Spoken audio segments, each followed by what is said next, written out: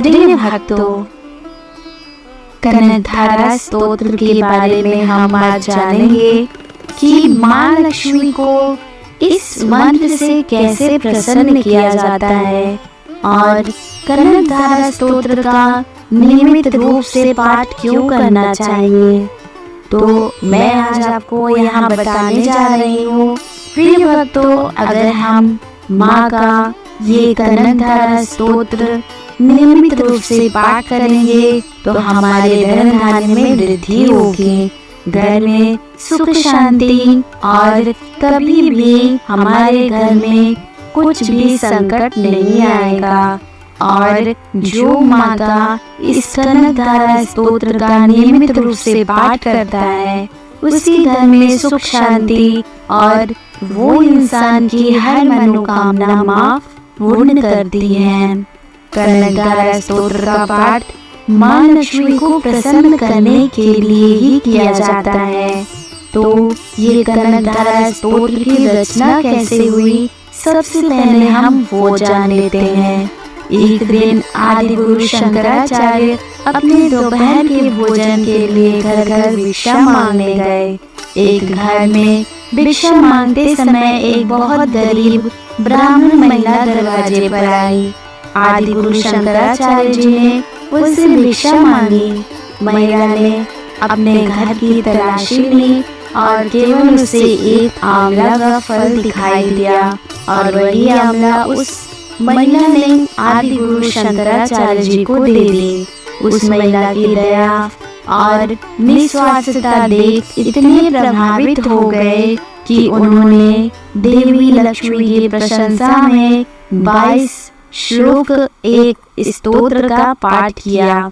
उस पाठ से माँ लक्ष्मी प्रसन्न होकर आदि गुरु शंकराचार्य जी के सामने प्रकट हुई और आदि गुरु शंकराचार्य जी ने उस ब्राह्मण महिला को धनी बनाने की कृपा माँ से करी और माँ लक्ष्मी ने उस गरीब ब्राह्मण महिला को धनी बना दिया। अगर कनकधारा स्तोत्र हम रोजाना पढ़ते हैं तो माँ हम पे भी कृपा दृष्टि अपनी बनाए रखेंगी और रोजाना पाठ करना ही चाहिए, जिससे कि हमारे धन धान्य में कभी कमी ना हो। और जो इंसान इस कनकधारा का नियमित एक बार पाठ करता है उससे माँ बहुत ही प्रसन्न होती है और उसके घर में कभी भी धन की कमी नहीं आती है। और अगर आप और भी माँ का ये कनकधारा स्तोत्र का पाठ करना चाहते हैं या श्रवण करके सुन के समान फल की प्राप्ति कर सकते हैं, और आप इसे और सुनना चाहते हैं तो आप इसे 3 बार, 5 बार, 7 बार या 11 बार सुने, जिससे कि माँ लक्ष्मी अगर आपसे रूठी भी है तो माँ इस स्तोत्र से प्रसन्न होकर आपके ऊपर अपनी छाया बनाए रखेंगी। तो कनकधारा स्तोत्र पढ़ने से पहले सर्वप्रथम कनकधारा यंत्र को दोनों हाथ जोड़कर ध्यान करें और वीडियो को लाइक करते हुए चैनल को सब्सक्राइब करने और कमेंट में जय माँ लक्ष्मी जरूर लिखें। तो यहाँ पे हम कनकधारा शिंगली में पूरा सुनने वाले हैं। जैसे भ्रमरी अर्ध विकसित पुष्पों से अलंकृत तमाल वृक्ष का आश्रय ग्रहण करती है, वैसे ही भगवान श्री हरि के रोमांच से शोभायमान माँ लक्ष्मी जी कटाक्ष लीला श्री अंबर अनवरत पढ़ती रहती है, जिसमें समस्त ऐश्वर्य धन संपत्ति का निवास है। वो समस्त मंगलों की अधिष्ठात्री माँ लक्ष्मी जी की कटाक्ष लीला मेरे लिए मंगलकारी हो। जिस प्रकार ब्रह्मणी कमल पर आती जाती रहती है, वैसे ही भगवान मुरारी के मुख कमल की और प्रेम सहित जाकर और लज्जा से वापिस आकर समुद्र तनया लक्ष्मी की मनोहर मुख दृष्टिमाला मुझे खूब धन संपत्ति प्रदान करें, जो देवताओं के स्वामी इंद्र को भी सब कुछ देने में समर्थ है। मोर नाम के दैत्य के शत्रु भगवान विष्णु को भी आप अत्यंत प्रिय हो। नील कमल जिसका सहोदर है अर्थात भाई है, ऐसी लक्ष्मी अर्ध खुले हुए नेत्रों की दृष्टि किंचित क्षण के लिए मुझ पर डालें, जिसकी पुतली एवं भौहें काम के वशीभूत हो। अर्ध विकसित एकटक आंखों से देखने वाले आनंद कंद सच्चिदानंद मुकुंद भगवान को अपने निकट पाकर किंचित तिरछी हो जाती है। ऐसे शेष पर शयन करने वाले भगवान नारायण की अर्धांगिनी माँ लक्ष्मी जी के नेत्र हमें धन संपत्ति प्रदान करें। भगवान मधुसूदन के कौस्तुभमणि के विभूषित वक्ष स्थल में इंद्र नीलमयी हारावली की तरह जो सुशोभित है, उन भगवान के चित्त में काम संचारिणी कमल निवासिनी लक्ष्मी जी कृपा कटाक्ष मेरा भी सदा सर्वदा मंगल करें।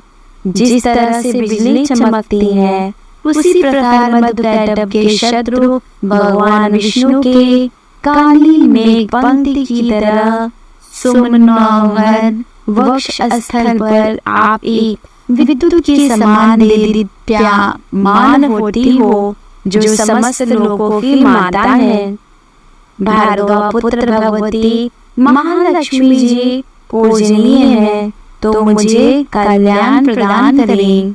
समुद्र तनया लक्ष्मी जी की वह मंदालस मंथर अर्धोन्मिलित दृष्टि के प्रभाव मात्र से कामदेव ने भगवान मधुसूदन के हृदय में ज्ञान की प्राप्ति की।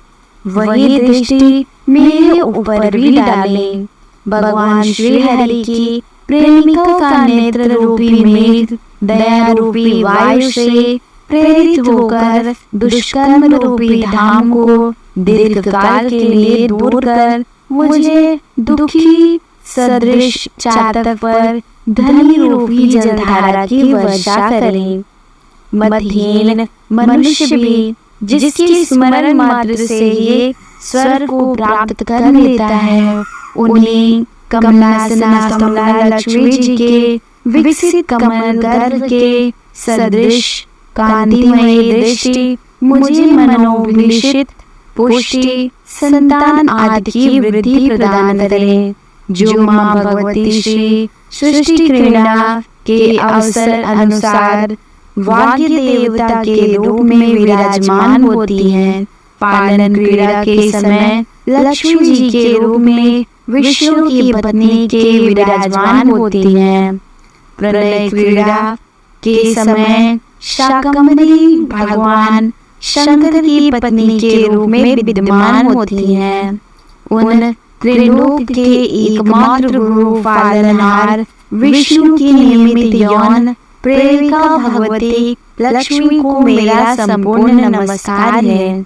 हे माँ लक्ष्मी, शुभ कर्म फल प्रदायिनी रति स्वरूप मैं आपको प्रणाम करती हूँ।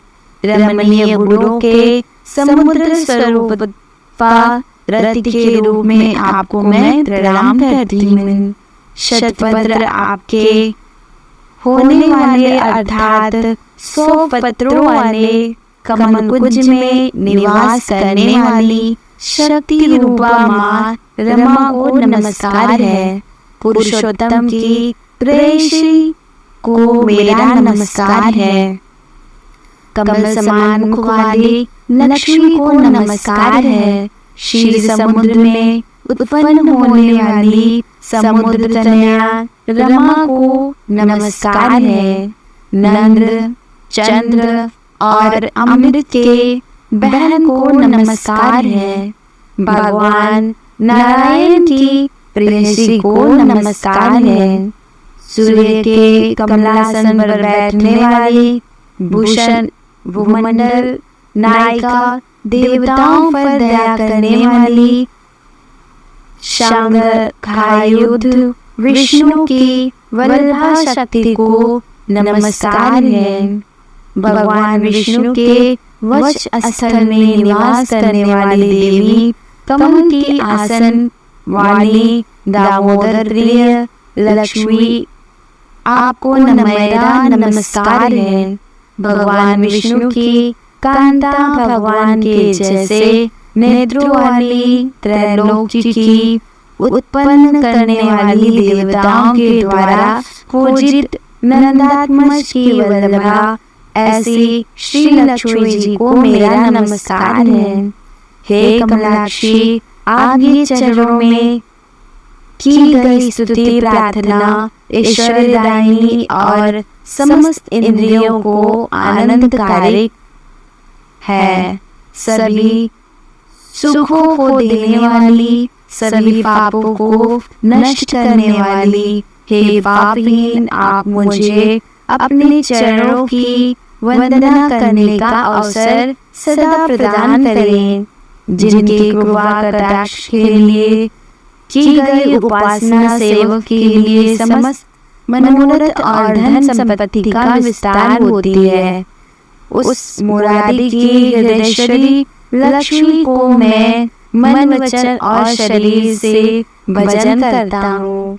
हे भगवती नारायण की पत्नी, आप कमंडलों पूज्य में रहने वाली हैं। आपके चरण कमल में नील कमल शोभायमान है।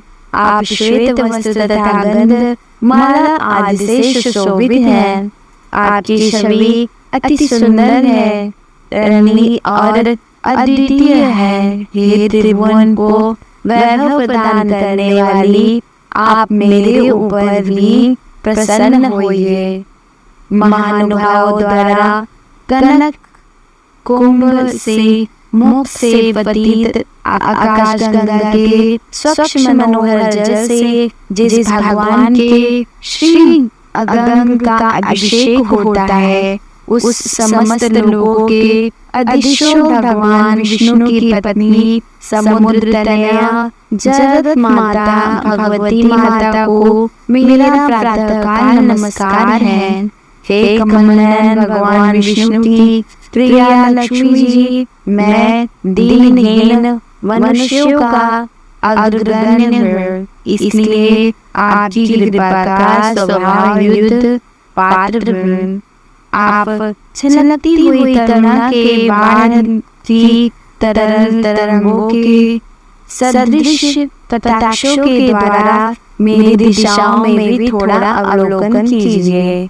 जो मनुष्य या साधक इन स्तोत्रों के द्वारा नित्य वेदत्रयी स्वरूपा भगवती रमा के स्तोत्र पाठ करते हैं, वो मनुष्य इस पृथ्वी पर सौभाग्यशाली होते हैं और विद्वान लोग भी इनके भाव को जानने के लिए इच्छुक होते रहते हैं। यह उत्तम स्तोत्र जो आदि गुरु शंकराचार्य विरचित स्तोत्र का पाठ तीनों लोगों में प्रातःकाल, मध्याह्नकाल और सायंकाल करते हैं, वो मनुष्य या साधक कुबेर के समान धनवान हो जाते हैं।